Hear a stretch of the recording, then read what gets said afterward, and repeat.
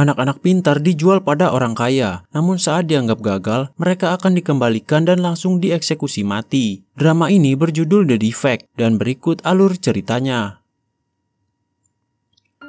Cerita dimulai pada tahun 2011. Terlihat dua orang yang sedang berkendara, yaitu Dongchul dan Tae-sik. Sesampainya di depan sebuah gudang, Dongchul bertanya pada Tae-sik apakah dia tidak penasaran dengan isi tas yang selalu mereka bawa. Namun di sini Tae-sik tidak peduli. Di pikirannya yang penting dia mendapatkan uang untuk pengobatan ibunya.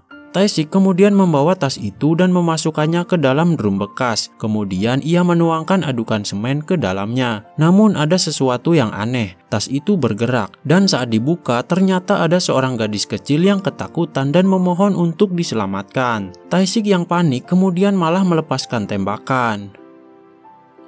Cerita berpindah ke masa sekarang. Terlihat seorang gadis yang sedang berjalan sendirian di tengah gelapnya malam. Seolah ia tak ingin menarik perhatian, ia masuk ke salah satu bangunan, di mana kawasan itu rencananya akan digusur dan akan dilakukan pembangunan kembali. Gadis itu bernama Ah-hyun. Ia tinggal bersama 3 lainnya yang sudah seperti saudara. Tempat itu juga dilengkapi dengan alat penyadap suara serta kamera CCTV untuk memantau kegiatan di sekitar. Ah-hyun bertanya pada Somi kenapa ia tidak ikut makan, tapi ternyata Somi sedang memperhatikan seorang anak yang sedang berpamitan kepada ibunya untuk berangkat sekolah. Somi berkata jika ia merasa bosan jika harus menyantap Indomie setiap hari. Ia ingin makan ayam goreng. Akhirnya Ah-hyun mengajak ketiganya untuk pergi mencari uang demi membeli ayam goreng kesukaan Somi. Di tempat lain, Tae-sik terlihat masih berkutat dengan drum dan membuangnya ke dalam lubang. Saat itu HP-nya berbunyi dan menunjukkan sinyal 4 orang yang sedang bergerak. Rupanya sinyal itu berasal dari Ah-hyun, Somi, Seoksu, dan Juan. Mereka mendatangi tempat perjudian yang tersembunyi. Ah-hyun dan Seoksu bertugas untuk mengacak-acak dari bawah. Mereka berhasil melumpuhkan para penjaga dengan mudah. Sedangkan Somi dan Juan masuk lewat atas. Mereka mengacaukan tempat itu namun justru tak membawa semua uang yang mereka dapat dan justru membawa secukupnya hanya demi untuk membeli ayam goreng permintaan Somi. Namun belum sempat menyantapnya, sang paman rupanya sudah menunggu di rumah. Paman yang dimaksud adalah Tae-sik. Mereka berempat merupakan anak-anak bernasib malang. Mereka diadopsi oleh orang tua angkat, namun saat para orang tua merasa tidak cocok, mereka akan membuang anak-anaknya, di mana Tae-sik lah yang bertugas untuk melenyapkan para anak-anak itu. Tae-sik memarahi mereka berempat karena sudah keluar tanpa izin terlebih dulu. Ia takut keselamatan mereka akan terancam, apalagi jika sampai ketahuan bahwa mereka ternyata masih hidup. Itu akan menjadi kekacauan besar. Sebenarnya Tae-sik sangat menyayangi mereka, walaupun harus mengurung mereka di tempat tidak layak seperti ini. Namun ini semua demi keselamatan mereka juga. Saat itu, Ah-hyun berkata bahwa sepertinya para adik-adiknya tak akan bisa bertahan lebih lama lagi untuk terus bersembunyi. Namun Tae-sik juga sudah memikirkan hal itu. Ia sudah memesan kapal untuk menyelundupkan mereka berempat. Mereka akan pergi ke suatu tempat yang baru, di mana tak akan ada yang mengetahui asal-usul serta siapa mereka. Dengan begitu mereka bisa memulai kehidupan yang baru. Namun Tae-sik berkata bahwa ia tidak bisa pergi bersama mereka. Ia akan menyusul setelah urusannya selesai.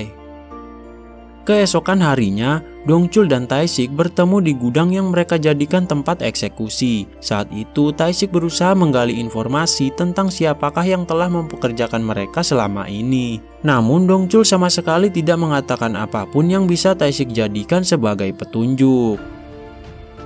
Berpindah pada sebuah tempat, tepatnya di sebuah yayasan. Terlihat seorang profesor bernama Kim Si-hee yang sedang makan bersama beberapa anak-anak yatim piatu.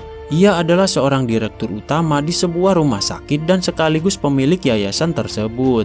Terlihat wanita ini begitu baik hati dan sangat peduli terhadap anak-anak ini. Namun siapa sangka ia adalah pemimpin jaringan adopsi ilegal, di mana anak yang selama ini Tae-sik eksekusi adalah anak yang dianggap gagal oleh para orang tua angkat mereka. Ketika para orang tua angkat itu merasa kurang puas, mereka akan mengembalikan anak mereka kepada Kim Si-hee. Lalu Kim Si-hee akan memerintahkan anak buahnya untuk mengeksekusi anak tersebut. Transaksi ini mereka sebut dengan istilah recall.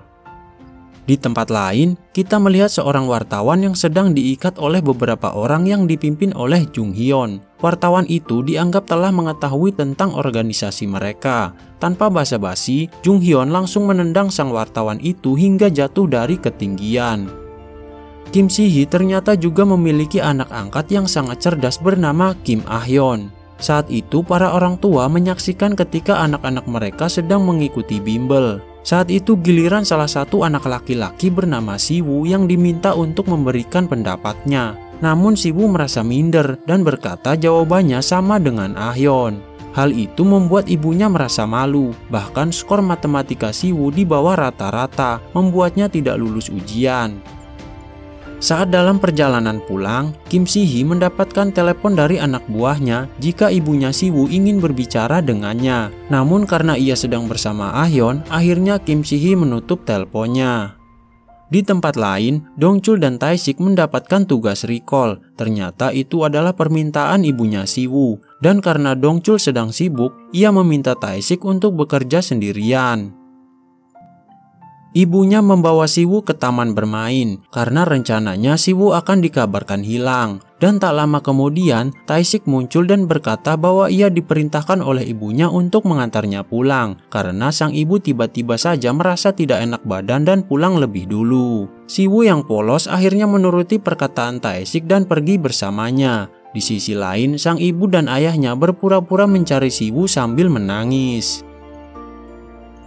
Singkat cerita, sampailah Tae-sik dan Si-woo di dekat gudang eksekusi. Namun karena tidak tega, Tae-sik memberikan rekaman suara dari ibunya Si-woo tadi. Tae-sik berkata bahwa sang ibu memintanya untuk membunuh Si-woo. Berharap Si-woo mau percaya kepadanya, ia juga memberikan peta kecil yang akan mengarahkan Si-woo ke tempat persembunyian Ah-yeon dan yang lainnya. Namun, Si-woo malah melakukan kesalahan. Ia melihat telepon umum dan mencoba menelepon ibunya. Mengetahui Si-woo masih hidup, sang ibu tentu terkejut. Saat itulah Si-woo baru percaya akan perkataan Tae-sik tadi. Kabar tentang Si-woo yang ternyata masih hidup itu akhirnya sampai di telinga Jung Hyun. Ia kemudian menelepon Dong-chul untuk memastikannya. Di tempat lain, Si-woo akhirnya sampai di depan tempat persembunyian. Sedangkan Dong-chul langsung menemui Tae-sik yang saat itu sedang berpura-pura seolah baru saja mengeksekusi Si-woo.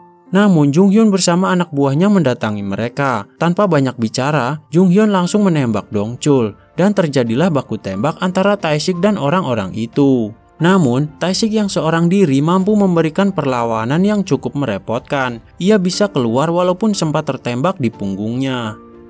Di tempat persembunyian, Ah-yeon dan yang lainnya dikejutkan dengan kemunculan mobil hitam. Berkat alat penyadap yang terpasang di sekitar tempat itu, mereka bisa mendengar percakapan orang itu yang ternyata sedang mencari Si-woo. Menyadari ada yang tidak beres, Ah-yeon langsung pergi untuk mencari sang paman. Saat ini Tae-sik sedang kejar-kejaran dengan kelompok Jung Hyun yang berusaha membunuhnya. Sedangkan Ah-yeon kembali memeriksa HP-nya untuk melacak posisi pamannya itu. Namun karena Tae-sik sedang terluka, Jung Hyun dengan mudah mampu berkendara sambil menembaki mobil Tae-sik, yang akhirnya ban mobil Tae-sik tertembak dan membuatnya jatuh ke jurang. Mobilnya pun terbakar, dan kejadian itu disaksikan oleh Ah-yeon dari kejauhan.